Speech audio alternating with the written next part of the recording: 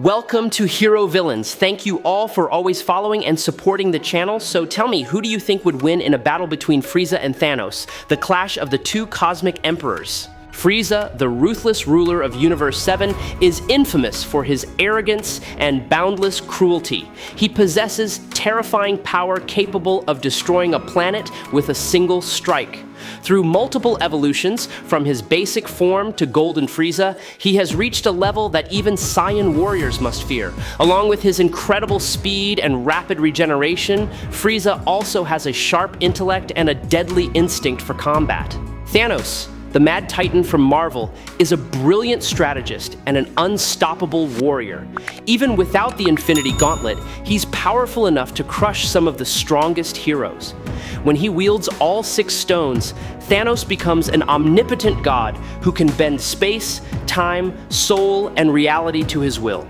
Before we dive into the analysis, don't forget to hit the subscribe button, turn on notifications, and tap the bell icon. Thank you so much for your support. Frieza is considered one of the most terrifying and powerful warriors not only in Universe 7 but across the entire multiverse. From the moment he was born, he possessed strength far beyond the standards of his own race, a natural power that few could ever match. Even though his family members were all incredibly strong, Frieza always stood on a completely different level, almost incomparable. His power was so overwhelming that even at his weakest, he could completely destroy a planet with a single, simple attack. When news of Frieza's defeat spread, Beerus, the god of destruction, was shocked, as he never thought anyone besides himself could achieve such a feat.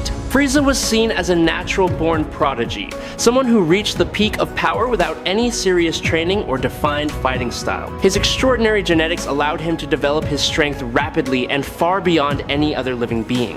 What made Frieza truly remarkable was his almost limitless potential to evolve. After just 4 months of training, the first real training of his life, he shattered every previous limit, achieving power equal to that of the gods. Even more astonishing, he did it entirely through his own will and instinct, without any guidance or outside help. In his first form, Frieza demonstrated his brutality and overwhelming might by killing King Vegeta, the strongest Saiyan at the time, with a single strike. His power was so immense that he could wipe out Planet Vegeta and the entire Saiyan race effortlessly, treating them like mere pawns in his own twisted game. On planet Namek, Frieza continued to display his dominance by defeating Nail with one hand, casually enduring every attack his opponent threw at him as if he were testing the strength of a child. With a power level of 530,000 inches, his first form, Frieza was able to take on the combined efforts of Vegeta, Gohan, and Krillin, who had all greatly increased their strength. He acknowledged Vegeta as a formidable opponent, yet still not strong enough to concern him. When Frieza evolved into his second form, his power surpassed 1 million, allowing him to crush all 3 warriors effortlessly. It wasn't until Piccolo arrived after training under King Kai and fusing with Nail that Frieza began to fight seriously. When pushed back by Piccolo, he transformed into his third form, where his speed and power multiplied dramatically. He quickly regained control, unleashing a barrage of devastating attacks that Piccolo couldn't withstand, while effortlessly countering Gohan's furious energy blasts. Although Frieza claimed he could kill them all in that form, he chose to transform once more into his final form, not out of necessity, but to spread absolute fear and prove that his power was beyond anything his enemies could ever imagine. In this final form, Frieza displayed a level of strength that far exceeded all previous limits. With only 1% of his energy released, he was stronger than ever before, completely overwhelming the remaining warrior. The Earth fighters couldn't even follow his movements. Every action he made was so fast that it surpassed the limits of human perception. When Vegeta gained a massive power boost from his Saiyan recovery, Frieza still only needed a bit of effort to torture and finish him off.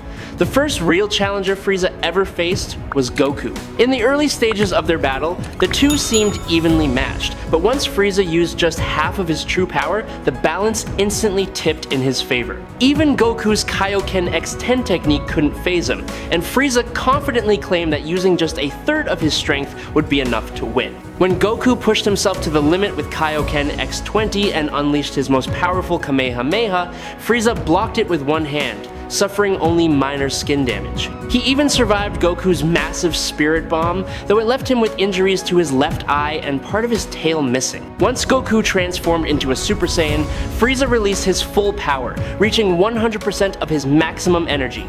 The two clashed fiercely, shaking all of Namek with their blows. Although Frieza held the upper hand for a short while, Goku's strength and willpower eventually surpassed him, ending the fight in Frieza's crushing defeat. That moment not only marked the fall of Frieza's reign of terror, but also the beginning of a new era for the Saiyan warriors. A year after his defeat on Namek, Frieza was rebuilt with an enhanced organic body that made him even stronger than before. He believed he could easily defeat Goku, who had become a Super Saiyan. According to King Kai in the anime, Frieza's supernova attack at that time had 10 times the destructive power of the Death Ball that had once wiped out Namek. However, his arrogance was short-lived when future Trunks swiftly killed him with just a few strikes, ending his return in a humiliating and bitter defeat. In Dragon Ball Super, Frieza was resurrected with a fully restored body and began a period of intense training. That time was enough for him to unlock nearly all his hidden potential, reaching a level of power he had never known before. Frieza easily defeated Super Saiyan Gohan and took down Piccolo with a single energy blast. He wiped out nearly 1,000 of his own soldiers, proving the overwhelming gap between them. In his battle with Goku, who had reached god-level power, Frieza displayed such incredible speed and strength that Gohan and Krillin couldn't even track their movements. When Goku transformed into Super Saiyan Blue, Frieza countered with his legendary Golden Frieza form. At first, the two seemed evenly matched, but Frieza soon gained the upper hand, boasting that he could finish Goku anytime if he fought seriously. However, since he hadn't fully adapted to his new form, his energy drained rapidly, weakening his attacks. Even in exhaustion, Frieza's cruelty showed as he destroyed Earth on the spot, proving that his hatred burned just as fiercely as the power that once shook the universe. Although immobilized for over a year after returning to Earth's hell, Frieza continued to evolve, honing his strength and combat skills through sheer willpower. At this point, Ro noted that Frieza was more like a god of destruction than Sidra himself, and doubted Sidra could even destroy him. Later, true Golden Frieza and Super Saiyan Blue Goku knocked each other out with simultaneous blows, with Whis observing that they were equally matched even though Frieza was still in his higher form. In the manga, Goku and Frieza fought again, ending in both being badly battered. From that battle, Goku wasn't sure who would win in a fight between Vegeta and Frieza. However, Frieza admitted that he was still weaker than Beerus. If you're new to the channel, I really hope you'll hit that subscribe button. It helps us out a lot, and you're absolutely awesome. Thank you so much. Around 200,000 years ago, following the Great Schism of the Titans, Alars, later known as Mentor, was exiled to the moon Titan for beliefs considered heretical. He believed that Eternals were capable of natural reproduction, a notion that went against their ancient doctrines. During his exile, Alars met Sui-san, the last surviving woman of the Titan race after a devastating civil conflict. The two married in a solemn ceremony overseen by two cosmic entities, Kronos and Eon. Their union was bound by the quantum bands, a rare form of energy said to be the missing link in eternal physiology. These quantum bands carried the power to shape reality and bend the laws of nature, allowing Alars and Sui-san to transcend their biological limits and create new life. From their union, Thanos was born a child unlike any other, carrying the deviant gene from birth. This mutation made him drastically different from other Eternals. Dark purple skin, piercing eyes, a massive frame, and physical strength far beyond anyone else on Titan. The genetic anomaly amplified his inherited eternal power, turning him into a being of extraordinary potential. From his earliest years, Thanos displayed an unsettling aura, both a mark of accursed creation and proof of his parents' defiance of cosmic law. From that moment, the destiny of the great Titan was sealed, beginning the tragic tale of a being born at the crossroads of creation and destruction. Thanos was shunned by his fellow Titans because of his monstrous appearance and unmatched intellect. While his brother Eros was loved and groomed to inherit their father's legacy as the leader of their people, Thanos was seen as an aberration, a misfit among the perfect. This contrast etched itself deeply into his mind, fueling both pain and an insatiable desire for recognition. Turning away from the beliefs of his kind, Thanos began a journey in search of forbidden knowledge. During his wanderings, he stumbled upon an ancient temple long forgotten by time, where he encountered Mistress Death, the embodiment of death itself, appearing as a beautiful yet mysterious woman. That meeting changed his fate forever. Mistress Death became more than a companion. She was the voice that called from the depths of his soul, guiding him toward the path of ultimate power. Their relationship evolved into a dark, sacred, and twisted form of love. Under her guidance, Thanos delved into the secrets of dark magic knowledge, strictly forbidden on Titan. She taught him that knowledge was the foundation of power, and power was the only way to transcend the limits of existence. From then on, Thanos' soul was consumed by darkness, and he came to believe that power was the ultimate truth of the universe. As Thanos grew, his intellect and thirst for power soon surpassed what his father could control. Mentor eventually discovered that his son was conducting forbidden experiments, blending dark arts with biology and advanced technology. Forced to act, Mentor banished Thanos from Titan, branding him a stain beyond redemption. The humiliation seared itself into Thanos' mind, turning his pain into quiet, burning hatred. For centuries in exile, Thanos continued to sharpen his knowledge and strength, preparing for the day when the universe itself would tremble before his will. He traveled to the farthest reaches of space, learning from ancient civilizations, mastering the secrets of mysticism, and enhancing his body through advanced biotechnology. Thanos became a being who embodied the perfect fusion of intellect and brutality. When he felt powerful enough, he returned to Titan not to beg for forgiveness as his father once hoped, but to announce his return through destruction. From orbit, Thanos activated a series of nuclear warheads, raining fury upon his homeworld. Entire cities burned as millions of lives were wiped out in an instant. Though a few managed to survive thanks to Titan's defense systems, the planet was left in ruins. Mentor and Eros were away at the time, but Thanos' unfortunate mother was not so lucky. Her death left the deepest scar in his mind, a wound that would haunt him forever. After the tragedy, Thanos drifted into the cold emptiness of space, beginning his conquest of countless worlds. He plundered resources, built massive armies of followers, stockpiled weapons, and commanded colossal warships, the first signs of the being who would one day become the Lord of Death. At that point, Kronos, the All-Father of the Eternals on Earth and father of Mentor and Zurus, decided to intervene to stop Thanos' acts of destruction and prevent the cosmic catastrophe he might bring in the future. Mentor pleaded with Kronos to find a way to stop another tragedy. In response, Kronos created Drax the Destroyer, a warrior born with one purpose: to kill Thanos, the one Kronos believed destined to bring ruin to the universe. Drax was given the strength of an eternal and an unshakable will. Kronos entrusted him with a sacred mission: to hunt down and destroy the Mad Titan. When Drax finally confronted Thanos, their battle shook the entire planet. The ground cracked open, the sky burned, and the landscape turned to ash. The sheer force of their clash was so immense that the planet itself was obliterated, leaving only the two warriors drifting through space. However, the explosion drained Drax of his energy, while Thanos remained conscious and quickly captured the Destroyer. After defeating Drax, Thanos continued expanding his empire, sending the Blood Brothers to eliminate potential threats including Tony Stark. Inside a cosmic prison where he was held, Drax discovered Thanos' next plan, but his warning came too late. The Blood Brothers captured Tony before the message could be delivered. Realizing the danger, Mentor observed everything from Titan and unleashed a mysterious energy that freed both Tony and Drax. When his plan was ruined, Thanos immediately activated his self-destruct mechanism and escaped, leaving behind a massacre that prompted the heroes to unite and bring the fight back to Titan itself. True to his nature, Thanos always sought out cosmic secrets to gain power, whether for his own ambition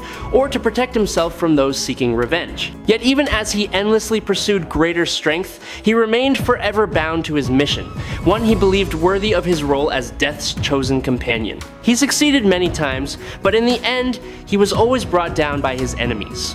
Thanos came to Earth with the sole purpose of searching for the cosmic cube. At that time, he had become the ruler of Titan and gathered an army of outcasts from all over the world, turning them into tools to serve his ambitions. During that journey, he allied with the Blood Brothers, the Controller, and a group of loyal Skrulls, who were later petrified without hesitation. The first to stand up against Thanos was Drax the Destroyer. The confrontation between the two mighty men left an unknown planet completely devastated, and Drax eventually fell under his overwhelming power.